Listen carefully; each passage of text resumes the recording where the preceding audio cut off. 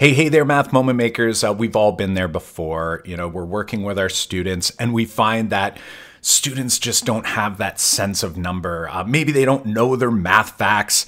However you want to put it, we've all been there before. We want students to be more fluent and flexible with number.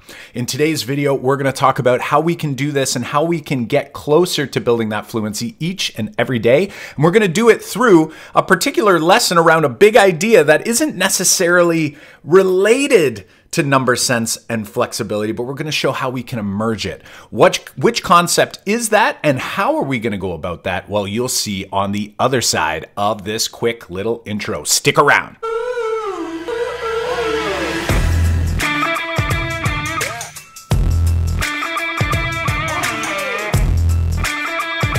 All right, that is right, my friends. We are going to be looking at multiplication and actually the distributive property of multiplication today in a classroom sneak peek through a problem-based unit that actually isn't really about the distributive property itself. We're going to be emerging the distributive property and leveraging that idea through this particular part of this lesson. Which lesson is it? Well, if we have a look at our problem-based units and tasks on the Make Math Moments website, if you head over to makemathmoments.com and click up in the tasks area, you can access these tasks as well, and most of which are multi-day units. And the one we're going to be looking at today is called planting flowers. And you'll notice down at the bottom, it's actually about ratios and rates. Yet today's video is about the distributive property and using context, strategies, and models in order to help students build fluency and flexibility. But wait a second, I thought the lesson was about ratios and rates. Well, it is. And actually, we're going to have a couple follow-up videos to kind of show you where the beginning of this lesson sort of led to, because the beginning starts with a problem which centers around students' prior knowledge of multiplication. We build models, but then, as you'll see in the upcoming videos, we're going to extend to how this applies to ratios and rates and the implication that this particular problem, the context being flowers and planting them in boxes this spring. That's what we're going to be looking at today. So get ready to dive in. And I'm really curious. Stick around to the end and then leave us a comment to let us know. What are your thoughts? What's your big takeaways? And we'll see you on the other side of this short classroom sneak peek. Friends, I hope they're starting to see that usually we have like a challenge up our sleeve for them, right? Like we want to challenge them to think. And really that is the power of mathematics, is like challenging us to think, to do really good thinking. So what I'm going to ask everybody is to try to think about how many flowers you saw on that last screen before it faded away. But I want you to make an estimate. Now, when you do that, I want you right now to make that estimate. Okay, maybe jot it down for yourself, share it in the chat with us. But then I'm going to share it one more time. And I wonder if now that you know specifically, like before we said like anything you notice, anything you wonder, but now this time around, if we let you take this time to really think about this, I wonder if we'll be able to get our estimates to become more precise. They might not be exact, but I feel like now that you know what you're looking for, your estimates might be a little bit more precise. So go with what you think now. And it's funny because our brains work in really mysterious ways. Sometimes our brains think it saw something, and the longer you go, the more we sort of manipulate that in our mind. Like our mind sort of like suggests or like makes you feel more confident about what you really saw. And then you see it again and you go, oh, that wasn't quite what I thought. So go ahead and make that estimate. 48 flowers. Interesting. So we have a 60. We have a 48 flowers. All right. And I'm curious, and I see this friend is still typing, probably explaining why 48 flowers. So make that estimate. I'm going to share this one more time for you. I'm going to share this one more time. Got to be quick because it's going to go away quickly. All right. It's going to go away quickly. Okay. So we saw the crate. We saw the flowers. And here we go. Last opportunity for your estimate. And we wanted to know how many flowers did you see? Update your estimate one final time here. And I'm really wondering about how you know. And for those who are still kind of working, still kind of thinking, I'm going to bring this up and I'm going to let you see.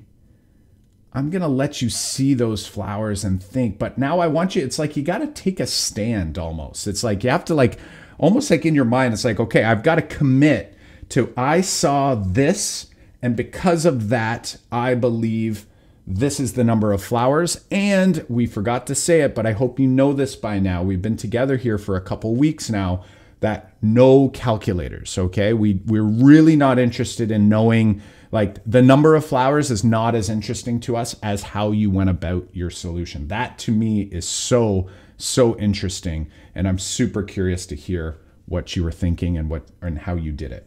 Another estimate is 29. I am super curious to figure out where 29 came from. So we had, a new update just came in as well. So we have 29, we had 60, we had 48. One of our friends who had 48 now says 72. I am super curious. How did you go from 48 to 72? And I would love if you shared that with us. And like honestly, point form is fine. Like I understand it might not be like full beautiful sentences here because we're just trying to, keep the flow going, and I want to keep everybody chatting. So awesome stuff for those who are sharing. So our friend over here says that 72 flowers, the second time I saw it, I saw more rows. And I think that really summarizes what I had already mentioned, that like sometimes our mind plays tricks on us, right? If it doesn't know what it's looking for, it can't pay attention to everything. But as soon as we know what we're looking for, our brain starts to hyper focus in that area and it starts to show us more and more things become obvious. So that person's still typing. So they said they saw more rows. I'd be super curious about how that affected your answer. So more rows means more flowers, but why that many more? Like why from 48 to 72? Why not 78? Why not 65? That is really interesting to me. Interesting. So you saw like 6, if I heard this correctly, you saw 6 flowers in each tray. Yeah, like tray's I think that's a good descriptor. So it was like, there were like 6 in each like bundle of flowers, right? Now, I'm curious, what else did you see? So if that was like our 6 in a tray, and that's an array, we see like the rows and the columns. Okay, so that's that organizational structure that Miss had just mentioned. It's not like they're just scattered everywhere. You can see the rows and columns very clearly. Interesting. Of trays, like of all of these flowers. So it was almost like, dare I say, like it was like these little mini arrays inside like a bigger array. And I was calling what these were in like these almost like crates. So kind of like 1, 2, 3, and then 1, 2, 3, 4. So it's almost like I could kind of do like if it was 4 across, I can almost like see that happening there. And then you said there were 3 down, so like 3 rows, kind of like that, where every one of these has 6 flowers in it. Okay, so if I kind of get rid of this and we just know that's a tray of flowers, and you're saying there were 12 trays of flowers. How did you know 12? What made you think 12 and not something else? Did you count them? Interesting. So I have 1 group of 4, 2 groups of 4, 3 groups of 4. That's 12 trays. Okay, awesome. So 12 flowers must be the answer then.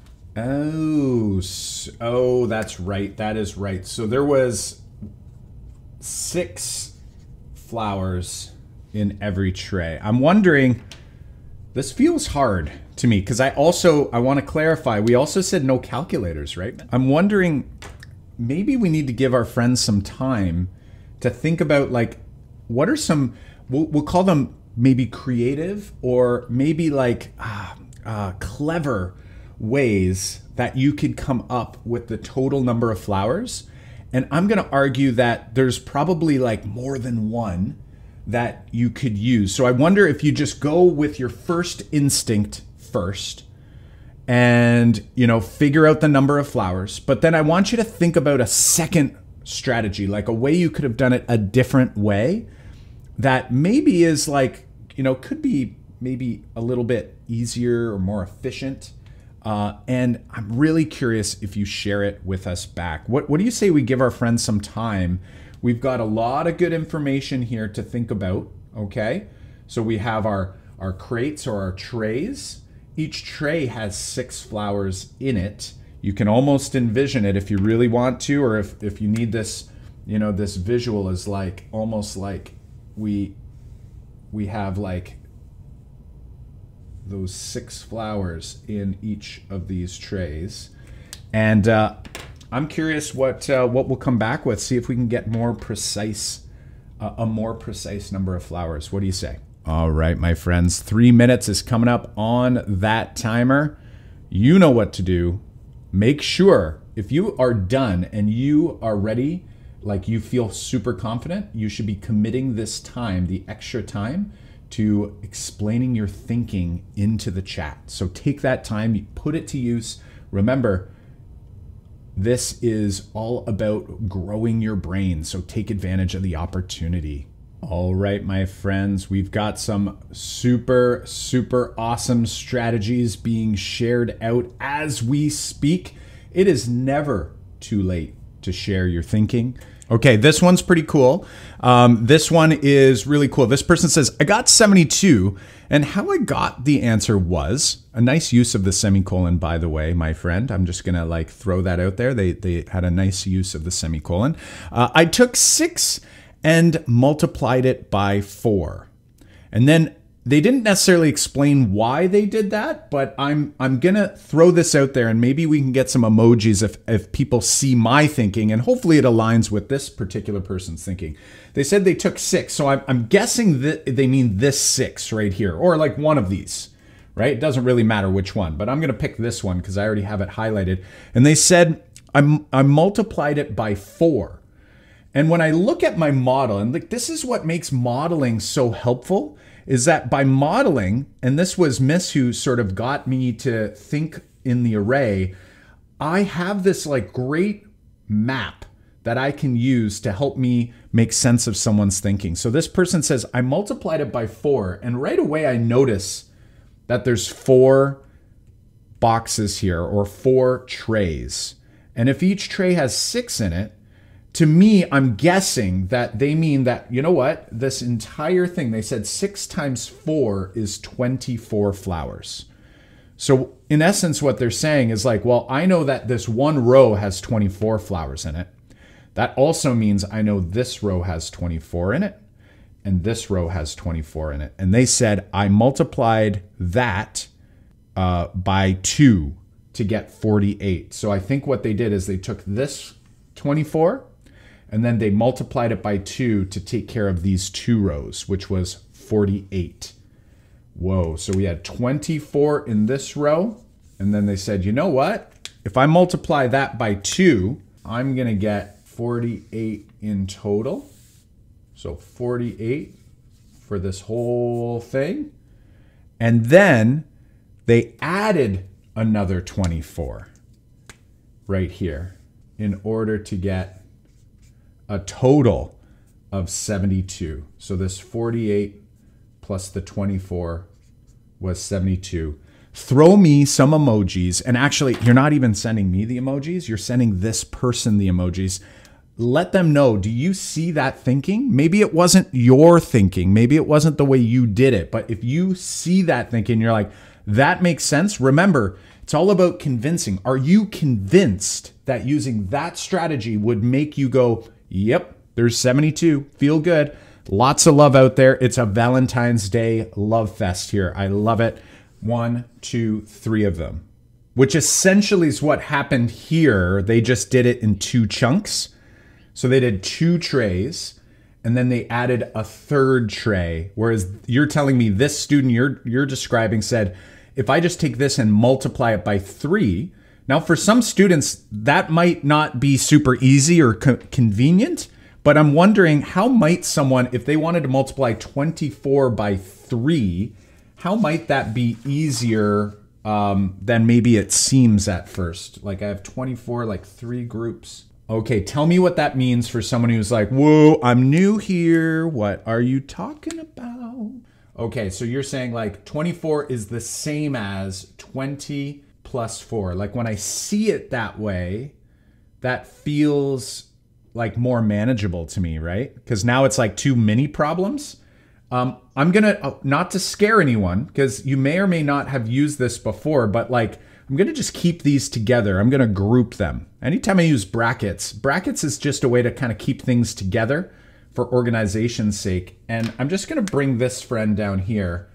And you're basically saying 3 groups of 24 is the same as 3 groups of 20 plus 3 groups of 4. Okay, so I'm gonna rewrite that down here. Like 3 groups of 20 is that right there. Plus we still need 3 groups of 4 to take care of as well. Okay. And how, like, what does that do? Like, does everybody see what this is going to be now? It might be a little more obvious than when you looked at it this way. Throw some emojis if you're like, oh, I got that. All right, there's some emojis. I love it. So 20, 40, 60 plus, 3 groups of 4. Someone already told us that, right? Because we had 3 groups of 4 in our trays. So we know that's 12. And 72 flowers. Oh my gosh. Okay, I'm wondering in the chat or in the screen here, how many people see this thinking and are like, I got you. Like you're like, I'm good with that. Might not be how you did it, but oh my gosh, look at that. Lots of love out there. Amazing, amazing. Oh, so you said 12 trays of 6 flowers per tray. And you're telling me this is the same as that. Oh, so similar, I like how you said, so you're like similar strategy, but different, really different way of looking at the array, right? So, okay, so 12 trays, you said 10 plus 2 trays. Okay, I'm just grouping it together. I just want to keep it so it's like, I know that this belongs to that. And then you're saying that it is times 6 flowers per tray. Okay, so what oh, that is interesting because I think, miss, are you telling me that means I have 10 trays of 6, 10 trays of 6, plus 3 trays of 6? Oh, that's a 2, that's not a 3. It is, okay, awesome. Okay, but here's the thing. These are still different, so I'm wondering how is this gonna work out? Tell me more, what's happening next? Oh my gosh, it's just different factors, but that reveal or yield the same. Oh my gosh, you know what I just noticed? Oh my gosh, look at that. We have like, well, wait a second. Yeah, if I double 10, I get 20. But if I half 6, I get 3. Whoa, that's crazy. Holy smokes. How many people are like, that makes sense? That makes sense right there. Like this is a possible strategy that could work and I might be able to use that. Yeah, so cool. Something that's really cool too, miss, is like, it's almost like when I look at this one, when I think of 3 groups of 24, if I go back for a second, 3 groups of 24, it's almost like we've done something different with all of these trays. I don't know, are you reading my mind? Because I guess what I'm saying is like, when I say 3 groups of 24, even though I see the groups of 24 here, like it's really visual, it's like part of me wants to take this second row of flowers from the tray and like shift it over here. Because it's like I want to see the 24, like one row of 24, another, and then take the bottom row here and like shift it over here and make like a really long row of 24, and then another really long row of 24. And then I truly have 3 rows of 24 in the array. So it kind of like just a visual thing. It's the same, and I don't have to do that here. Like, I'm confident that this worked, but it really, it kind of made me think about like how did this one look like? How did this happen, you know, to make this work? Now, you had 12 trays of 6 per tray.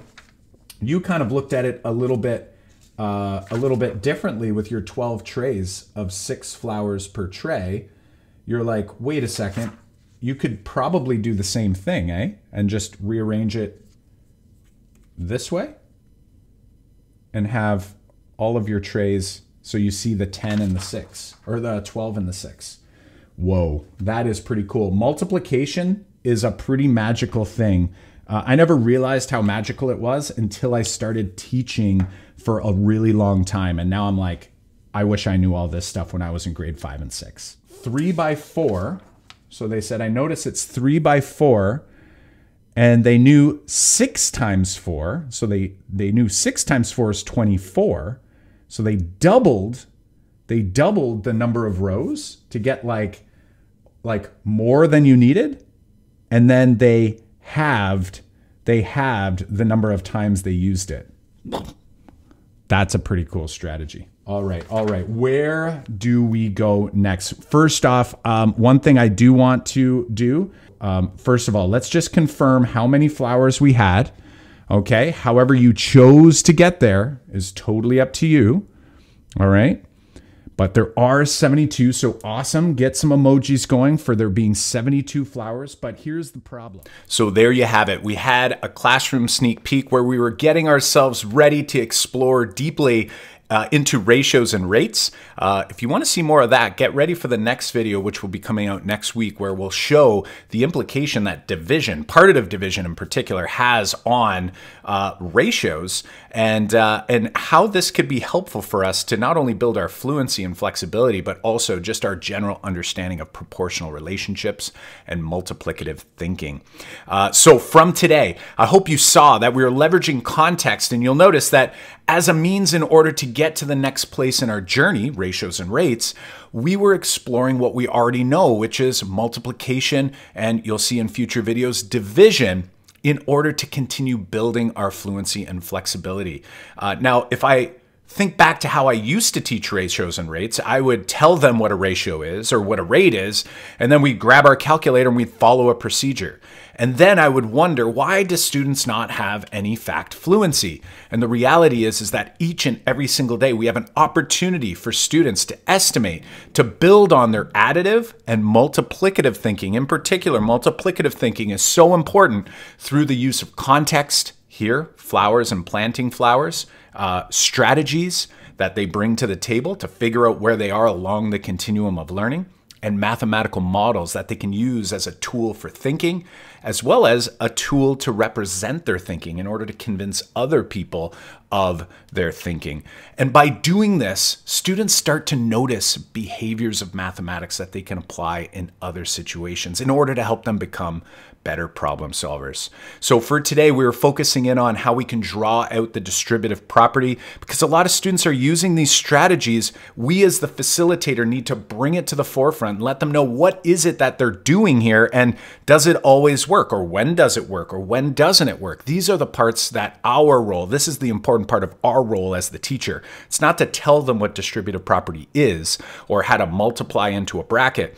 Students are making these brackets in their heads. They're making partial products when they're splitting apart larger multiplication sentences and breaking them into smaller, more attainable sentences. So using area models and arrays can be super helpful with that. So I hope you enjoyed this video. Do us a favor, hit that like button, hit the subscribe button, and leave us a comment. Let us know, was there a takeaway here? How are you going to use this learning in your classroom? What do you want to be continuing to think about as you explore mathematics, pedagogy, and content knowledge moving forward?